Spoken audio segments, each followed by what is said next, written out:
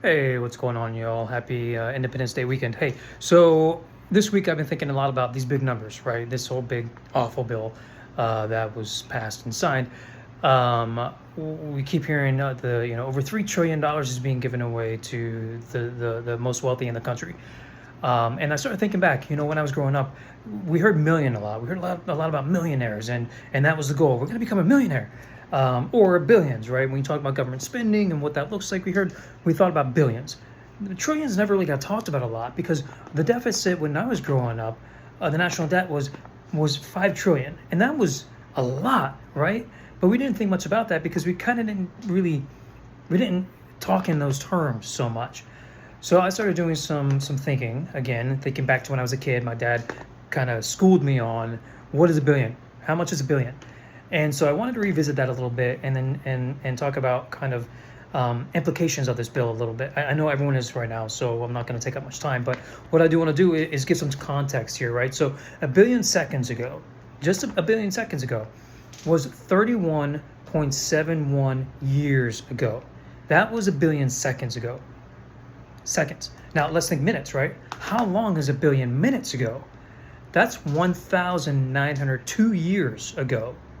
1,902 years ago is a billion minutes ago. All right. Now let's move on. Where does that go naturally next? We're thinking trillions. So if a billion seconds ago is 31 years ago, what does that mean for a trillion seconds ago? A trillion seconds ago is 31,688 years ago. 31,688 years ago. That's a trillion seconds ago. Minutes? I know. Can we get our head around minutes? A trillion minutes? 1.9 million years ago. 1.9 million years ago.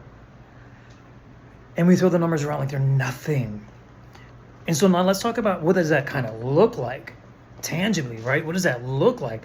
What does $1 billion bills look like? $1 billion bills, $1 bills laid side by side will take up 4 square miles. 1 billion single dollar bills side by side, 4 square miles. That's a hell of a lot of money. What does a trillion look like? Okay, here's where it gets fucking rich. $1 trillion end to end, it's just laid out end to end, not side by side, end to end. It's further distance from the earth to the sun. It's further distance from the earth to the sun. It's 96,906,656 miles. Miles. $1 trillion laid end to end.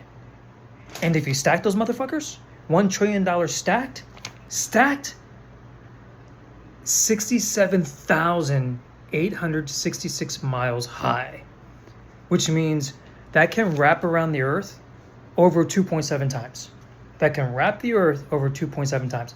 That's 1 trillion. That's $1 trillion bill. 1 trillion $1 bills. And we think about this bill, this big, atrocious bill, gave over $3 trillion to the wealthiest. So the people who don't need it got it. And the people who do don't. Right? So we all know the consequences here about this bill. We've seen it. Everyone's talking about it. Thankfully, people are talking about it. But just to think through this a little bit, we're cutting Medicaid benefits, right? For those who need it most, we're making it harder for them to get the help they need. We're taking insurance away, Obamacare, right? Those who are on it, there's a threat there. We're hurting local hospitals in rural areas that are going to close because massive billions and billions of dollars were taken away from them, to the tune of about $850 billion were removed from funding these hospitals.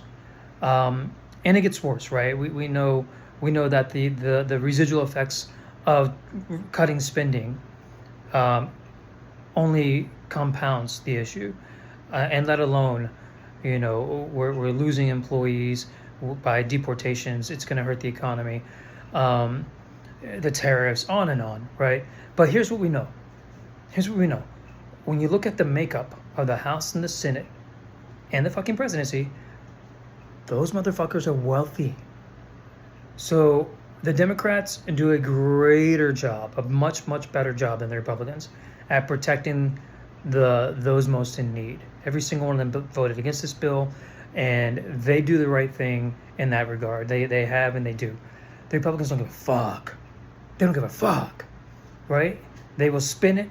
They will do whatever they can to put themselves in power and stay in power. That they refuse to raise taxes, to fund this bill, and instead took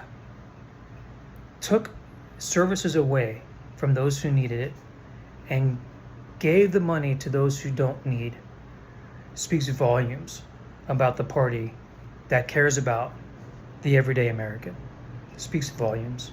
So we need to really look at moving into 2026 and beyond, and not just electing Democrats, not just electing people who care about the populace, but also electing people who aren't millionaires and billionaires, because those in office need to know our pain. Those in office have to understand what it feels like to pinch pennies, to put gas in the car, to get your car serviced, right? To put your kids through school, to buy new clothes for your kids. You know, all the things that we do on a daily basis that actually becomes a greater strain. So we need to really look at, you know, what is the net worth of those folks who are voting in. It has to be a factor now, because when you don't deal with things on a daily basis, you become tone deaf to the struggles of the folks that they're supposed to be representing.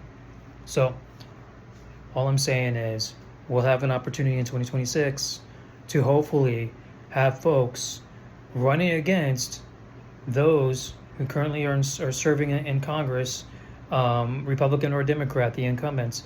Hopefully we'll get a swell of candidates to start really chipping away at the entrenchment of where we are now in Congress.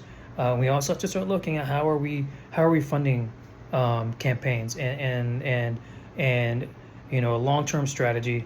Democrats had to put a long-term strategy together. So anyway, whole nother conversation. It's over almost 8 minutes, so I'm talking. I'm gonna bid you farewell. Once again, happy 4th of July weekend, and see you next time.